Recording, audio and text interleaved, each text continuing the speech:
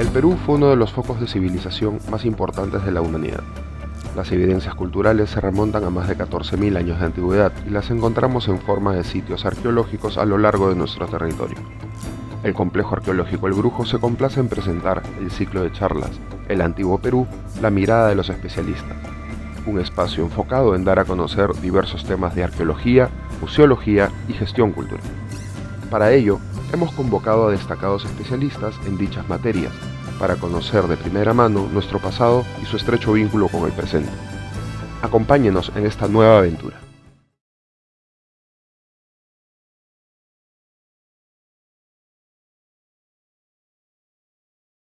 Hola, buenos días. Mi nombre es Mercedes González. Soy la presidenta del Instituto de Estudios Científicos de Momias, con sede en Madrid, y la directora científica del Museo de las Momias de Quinto, en Zaragoza, también en España. Principalmente a lo que me dedico es al tema de la conservación preventiva en restos humanos momificados, así como a su estudio científico.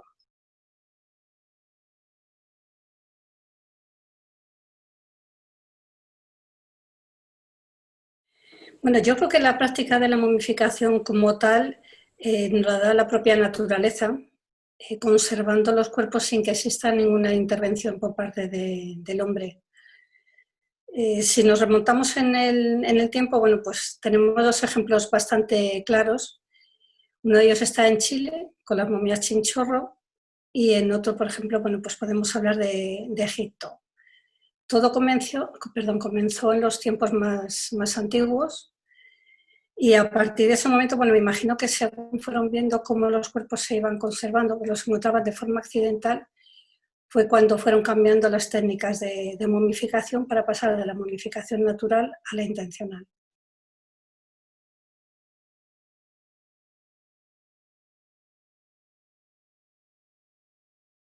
Bueno, pues similitudes con respecto a lo que son momias naturales hay muchas, porque a fin de cuentas, al ser natural, solamente depende de la zona de enterramiento en el que fue depositado el cadáver. Y bueno, pues diferencias, yo para mí siempre he dicho, cuando me preguntan, por ejemplo, qué momias me interesan más, todo el mundo se piensa que voy a decir las momias egipcias. Bueno, para mí científicamente son las menos interesantes, porque el hecho de que estén evisceradas se está perdiendo muchísima información. Entonces yo siempre he dicho que prefiero las momias de los Andes, porque a pesar de que tengan los órganos internos ya deshidratados o incluso en parte se hayan perdido, es mucha más la información que nos pueden aportar.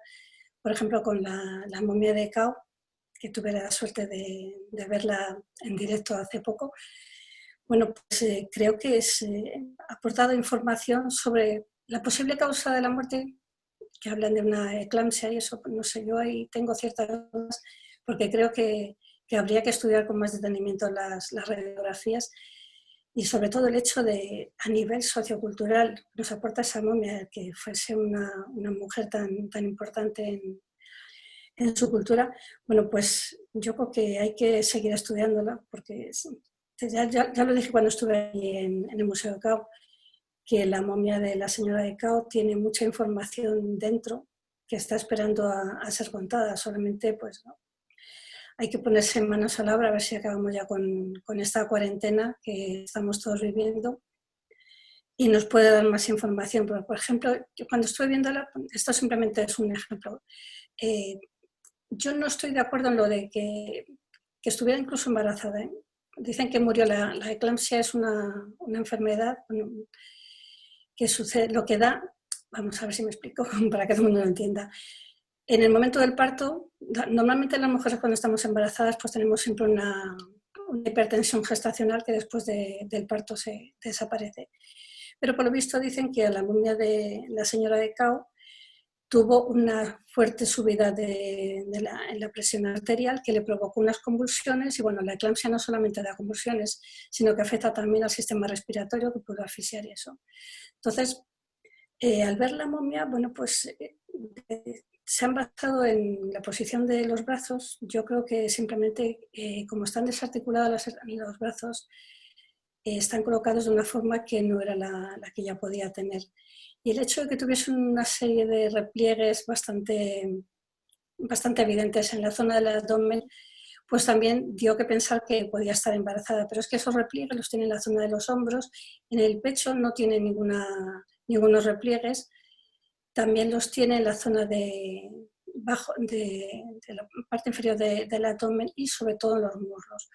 Con lo cual yo lo que creo es que podía ser una mujer que, bueno, pues que tal vez estuviese un poquito más gorda de lo habitual, pero como ya he dicho antes, yo creo que esta momia dentro de sí encierra mucha información que nos puede aportar, pues, para saber si realmente, si lo ideal sería poder averiguar cuál fue el motivo real por el que falleció.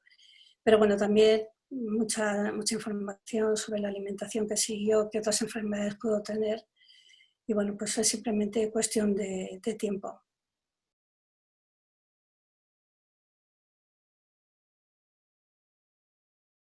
Bueno, el estudio de las momias nos da siempre mucha información de tiempos pasados que podemos aplicar a temas actuales. Por ejemplo, ahora estamos en plena pandemia a consecuencia de un coronavirus. Y bueno, pues el estudio de las momias nos explica que no hay nada nuevo bajo el sol, porque epidemias, no a lo mejor como esta, pero sí otro tipo de epidemias ha habido. Por ejemplo, creo recordar a ver si me acuerdo la fecha, en 1833 hubo una gran epidemia de cólera que afectó sobre todo a México. Y bueno, pues por ejemplo en la ciudad de Guanajuato fallecieron a ver si recuerdo, 1200, en torno a 1240 personas como consecuencia de esta enfermedad. Y bueno, pues hay más ejemplos sobre, a ver, otra enfermedad que me acuerde, la tuberculosis. Por ejemplo, hay una cripta en Bac, que es una ciudad de Hungría, en Europa, en la que bueno, fueron a hacer unas obras en la iglesia y al tirar uno de los tabiques, bueno, pues descubrieron que había una cripta enorme con un montón de ataúdes y varias momias en muy buen estado de conservación. Y bueno, pues lo que hicieron fue analizarlas y entonces se dieron cuenta de que, bueno, que la mayoría de ellos habían muerto a consecuencia de la tuberculosis. Pero lo importante en este caso es que había gente que padeció la enfermedad, es decir, estaba contagiada, pero no desarrolló la enfermedad. Murieron a consecuencia pues, de vejez o de otro tipo de patologías. Y bueno, pues el estudio, por ejemplo, de esas momias nos ha aportado información sobre qué tipo de patógeno fue el que infectó a esas personas y cómo se ha ido desarrollando a lo largo del tiempo hasta llegar a nuestros días. Y bueno, esto lo podemos extrapolar también a otro tipo de enfermedades en el pasado. Por ejemplo, nosotros estamos ahora con un museo, hemos creado el primer museo de momias de España en Quinto, en Zaragoza. Y bueno, pues también en España hubo una epidemia de cólera. No significa que ellos falleciesen a consecuencia de esta epidemia, pero bueno, el estudio de las momias nos aporta información sobre eso, las enfermedades en el pasado, sobre cómo lo que nosotros estamos hoy día experimentando ya lo experimentaron nuestros antepasados y sobre todo lo más importante, por lo menos a mi parecer, es cómo esas enfermedades, cómo esos patógenos han podido ir evolucionando a lo largo de este tiempo, porque eso nos puede ayudar a prever cómo los patógenos actuales que tenemos hoy día, que nos están afectando, pueden ir evolucionando, pueden ir variando a lo largo del tiempo, lo que es importante para la prevención, para poder elaborar algún tipo de vacunas, es decir, que nos podemos ir adelantando un poco a la enfermedad en sí. Y bueno, pues yo siempre digo, los que me conocen saben que siempre hay una frase que es que dentro de cada momia hay una historia que está esperando a ser contada. Y bueno, pues eso es lo que a mí me gusta, investigarlas, hacerlas que hablen, que nos cuenten. Yo les pregunto y ellas, bueno, entre comillas, me responden. Bueno, me gustaría dar las gracias a la Fundación Vise por contar con mi participación para estas charlas online tan interesantes en estos tiempos en los que estamos viviendo, que no podemos desplazarnos. Es una forma de que sigamos todos unidos. Muchas gracias.